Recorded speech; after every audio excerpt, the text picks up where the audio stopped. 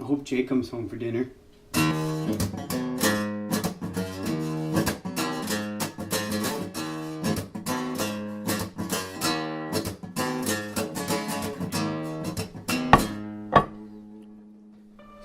So, I guess this is Pete.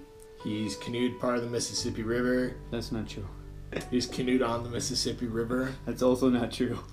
What did you do? I canoed on the Tennessee River and the Tom Bigby River. I never touched the Mississippi River. My whole life is a lie. Anyway, he just got off a crazy biking trip through Europe. True. Yeah, I rode a bicycle from Ireland to Croatia. And that was my first bike ride ever, so yeah, it was really nice. Yeah. It's a nice long ride over the Alps. It was awesome. What would you say was maybe the most challenging part of that trip in general? Probably like just the mapping logistics were most challenging for me. Like food resupplies, going over mountains, all that was achievable. It wasn't bad. And my favorite picture that you took was definitely the one of you in like Italy, right? The nudist part. Oh, it was a Croatia, yeah. Right? Okay, yeah. Yeah. I will flash a picture of that like now. Yeah. I took advantage of different laws. Anyway, so this is Pete. What's up, guys? Earlier we posted on some different forums and whatnot that we were gonna be answering questions. Just Pete came over and made dinner, which is great. So thank you about that. And we got some responses or questions, and we're gonna do our best to respond to them. So first one comes from Kyle, and he says, "What was your favorite thing you took away from hiking the JMT? What was your biggest fear or concern pre-JMT? And also, maybe a topic for a separate video, but what goes into preparing for a hike like the JMT?" That's a lot of questions. It is a lot of questions, and I'll answer them to my best. I think my favorite thing that I took away from the JMT was probably like mental toughness. I ended up hyperextending my ankle a little bit. I had like 4 or 5 days left, but I was able to just power through it. And I was having some like extreme malnutrition. Not malnutrition, I underestimated the amount of calories I was going to be burning. Yeah. So I'm the opposite. I overestimate every time. Which sucks also, carrying that stuff around. What I learned really quick is something that I can take with me for a quick weekend trip is way different when you're doing a through hike. Yeah. But trying to stuff like 7 days worth of food into a bear can I don't get how people do it. Yeah, dude, I had trouble with like a couple days hiking Mount Mitchell. It was like 3 nights, and I was like, dude, this thing sucks. But I also pack an espresso maker, so that probably has something to do with it. I guess like you just spend so much time planning things out that I was worried that something just wasn't gonna work. Or for me, it wasn't the actual hike that bothered me. It was the traveling and the in between bits. Yeah, like all your cash pickups. Yeah, all the pickups, making sure that stuff got there. Even like the flights and like how am I going to get from the airport to, like, I didn't actually have a plan of where I was going to stay that night. Yeah. But I mean, that's kind of just part of traveling. That's fun as well. I mean, it always works out somehow. That's my experience too. If I could suggest anything, or if I could go back and do it, and for any hikes that I might do like that again, but I would actually plan less. Like there was bus services, and I couldn't find it online, and I freaked out about it. But like when I got out there, like the listings were up, and like they're always on time. It was no big deal. Yeah. And I think later we have a question about like preparing and planning, so we'll kind of bounce more off that later. That's another good question to answer. Yeah. And then for preparing for your JMT, dude, don't you have like a bunch of videos you already made up on YouTube? Put the video right here. Yeah. We'll put links here. Here you go, dude. Click here. There's gear one, the food one, and Spencer, what are some of the most useful knots you use camping? And I'm going to pass the knots question over to Jake here. So I started learning knots when I started hammocking, which you hammock too, so I'm surprised you don't have any. Thanks. Surprised you don't have any hammocking knots. No, it comes with a knot. I'm happy. I think square knot's really useful because if you have to connect two ropes together, it's the most secure knot to do so, a square knot. So like if you're extending or climbing something, you can tie the two together safely. I do know a square knot. Do you know a square knot? I do, and a 2/2 hitch. But And I then- don't know if I ever use it. And then the hitch knots, those are good. Like the little slip knot ones really tighten up on themselves. I guess I use that when I'm like doing like my hammock tarp when I'm running a ridgeline and stuff. Mm-hmm. I'll use that. Yeah, I do the half hitch and to pitch my tarps. So that's what I used to do. But then I got caught in the rain and cold one day, and I lost like the Dexterity. in my fingers, and I'm like, I need to switch to something else because I was desperately trying to get out of the Yeah, rain. don't you have a cool but I like couldn't. tool or something or a little gadget? Like for my hammock specifically, for the guy line that goes around the tree, it comes back around and like loops on itself, Mm-hmm. and you just kind of like tighten it to how you want, and then just it catches and it works. I like it. Yeah, I've seen a picture of it. It looks sick. I don't know what it is, but I want one too. So- I thought you were gonna pull one out of your pocket, dude. Like, yeah. And that's No, it. I had an edge. All right, so Deanna says, how do you know when you're really prepared, at least enough to know that you're not dangerously out of your league when you're hiking? I'm gonna go like a non-textbook answer with this, but I really think it just depends on the person. Like if, for example, like it just depends on how many trips you take, and then you're familiar with a lot of different situations that could possibly come up. Like for me, I'm kind of like you, where I obsessively research stuff to the point where it's far beyond necessary, but I enjoy doing that, so it doesn't really impede any of my enjoyment for trip planning. But there's just stuff you cannot prepare for, and I hate to throw that out there, but I'll give a quick recap of something that happened to me and my girlfriend. Last year we hiked Mount Marcy in New York, in upstate New York, and it's the highest peak in the Adirondacks. And on the way down from the summit, she slipped and her arm threw back, and it completely dislocated 100% out of the socket. And she went into shock, and she got cold sweats and turned blue and was delirious. And luckily, I'm first aid certified and CPR certified, so I knew to warm her up and to make sure she didn't hit her head and everything, get her some water. And hey man, we had to tie her shoulder in, and my phone had like one bar, and I was able to call first responder. And we had to carry her down with some other backpackers like 2 miles to a waterfall where they airlifted her off. Like I was not preparing for that, but I guess with some of the knowledge I had, I was able to address that situation appropriately and not totally freak out. I think you do learn a lot of it on the way, but I think also the more that you start to do, you become more in tune with your body. So like from a physical standpoint, you know, the trail is gonna, or whatever athletic stuff that you're into, any hobby, the more and more you start doing it, the more your body's gonna adjust and like learn from it, just from experience.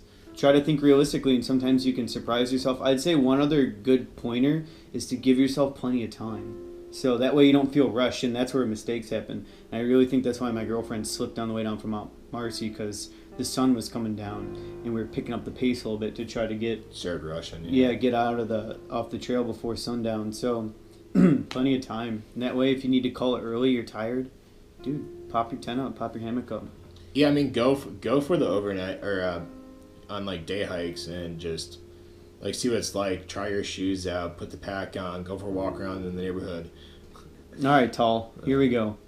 I started backpacking with my parents at the age of 12, got married, I think after 12, had kids, and work pretty much took time away from any leisure activities. So my wife and I pretty much stopped backpacking. I know we are in no shape to do the miles we used to do. Now that my wife and I are empty nesters, we would like to start again. How many miles do you recommend people like us start with who has been out of it for a while?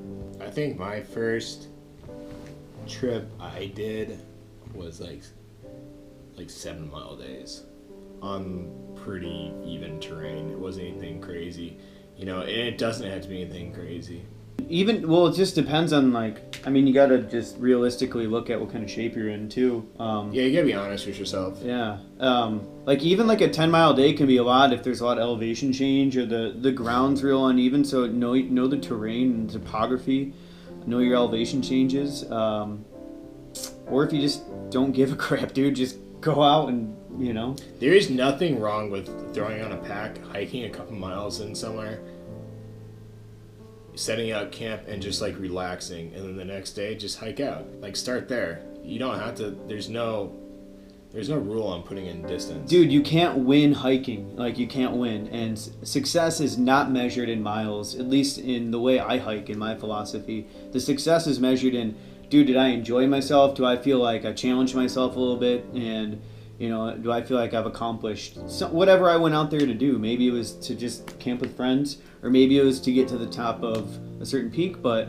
it doesn't have to be measured in miles.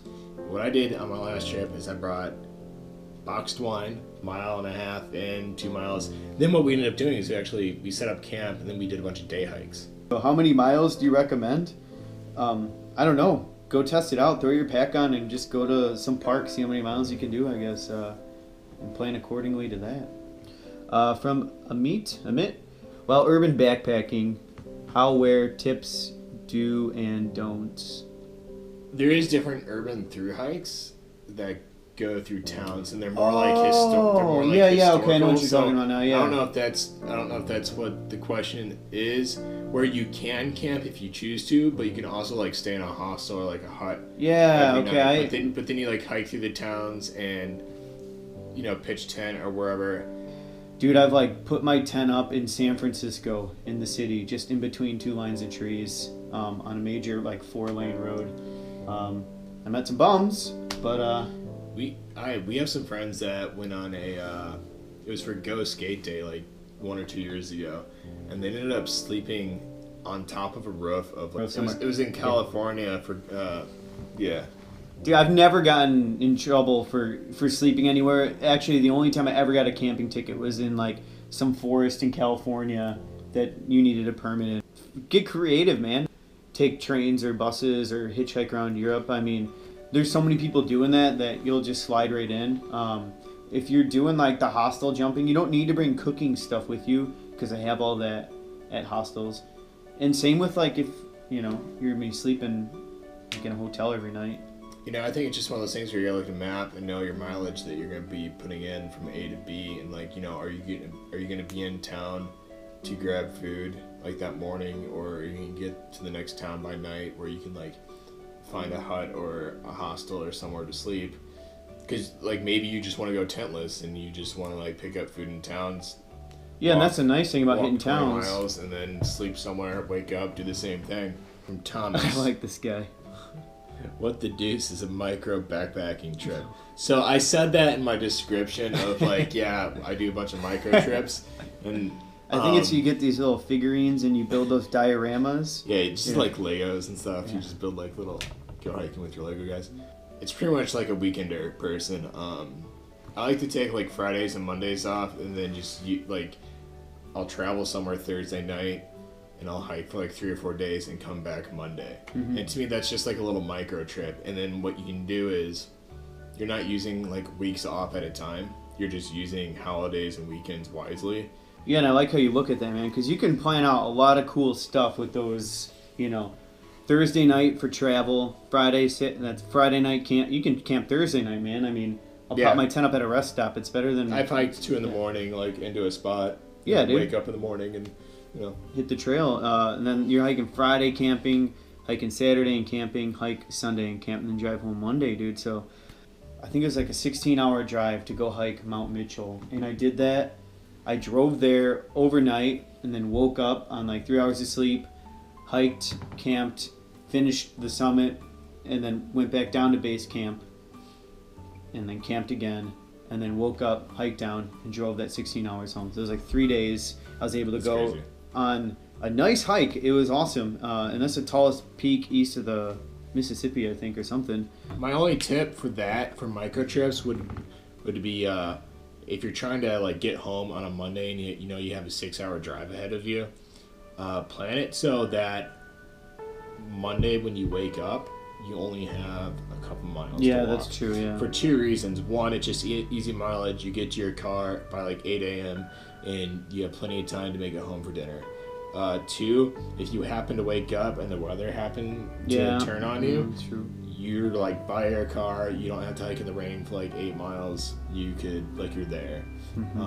Debbie, is a hiking umbrella, primarily as sun protection, a good idea? So this is pretty much rain jackets versus umbrellas, and looks like they're going northbound on the JMT, I'm guessing. I'll give my opinion on this. Yeah, go ahead, dude. I don't got nothing on this. I know the umbrellas have become very popular for like the desert, to just bounce that heat off of you and keep you in shade, because there is no shade. Yeah. For parts like on the PCT. Honestly, I think an umbrella depends on the climate. You're not going to have an umbrella in the East Coast. For everything that the umbrella, you're better off just having rain pants and a rain jacket for somewhere on the coast where it's going to be raining. So one thing to lighten my load that I want to try doing this summer is actually just getting a pair of hiking shorts and then bringing the rain pants with me. So that way, if it's a little bit colder, I can throw on the rain pants, or if it's raining, I can use them like that. I think you'd be okay with an umbrella on the JMT, but I don't really think it's necessary, especially if you're gonna have hiking poles. There was nowhere where I thought I needed an umbrella. I mean, I had like really good weather in August and September. I don't think I could justify the weight and like the bulk. I wouldn't take it. No, I wouldn't take an umbrella. No, if I was gonna hike the JMT. I don't know. She's talking mostly sun protection though. That's really the main thing she wanted to know. Sunscreen. I wore a buff headwear thing around my neck, a bandana, and like a hat. Alright, this is actually a question from YouTube on my channel from Anita. She says, trying to decide whether to fly into LAX or Reno, because then they're taking a bus to Yosemite. Any recommendations? Again, I'm from the Midwest, so I flew out of Chicago, LAX, and then from LAX I took a flight into Mammoth. And then from there I was able to get a taxi all the way to Tule Meadows. And then I stayed at Tule Meadows for 2 nights acclimating, which I definitely suggest. My first day I was just out of it. Like being at pretty much going from like 400 feet above sea level to like 8,700 feet. Yeah, I was definitely feeling it, but by the time I started my hike, I felt great. I think that'll conclude our Q&A. I think we've gone long enough and rambled on. Dude. But I enjoyed it. I think that umbrella one got us, dude. It's maybe the European or the urban backpacking one a little bit. Yeah, that one too. That was interesting. Whoever sent that question in, if you want to rewrite that more specifically, that'd be cool too. I'd like to talk more about that. I'll be posting this video at some point. Definitely leave your comments, and I think we would like to do some more of these. So yeah, these are cool. Leave questions below, and we'll be back to it. So thanks for watching, and we'll see you next time. Ciao. Ciao. Ciao.